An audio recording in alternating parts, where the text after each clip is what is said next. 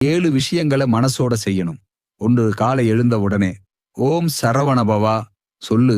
அந்த ஒலி உன் நாளை ஒளியால் நிரப்பும். 2, செவ்வாய் அல்லது வியாழன் நாளில் முருகன் கோவிலுக்குப் போ. அந்த நாள் உன் அதிர்ஷ்டத்தை திறக்கும் நாள். 3, சிவப்பு நிற பூக்களால முருகனை பூஜி. அந்த நறுமணம் லட்சுமி தேவியின் அருளை உன்னிடம் சேர்க்கும். 4, வெள்ளிக்கிழமை ஸ்கந்த சஷ்டி ஸ்லோகம் சொல்லு. அந்த ஜெபம் கடனையும் துன்பத்தையும் கரைக்கும். 5, மாலை நேரத்தில ஒரு சிறிய தீபம் ஏற்று முருகன் முன் வச்சு வேல் வேல் முருகா சொல்லு.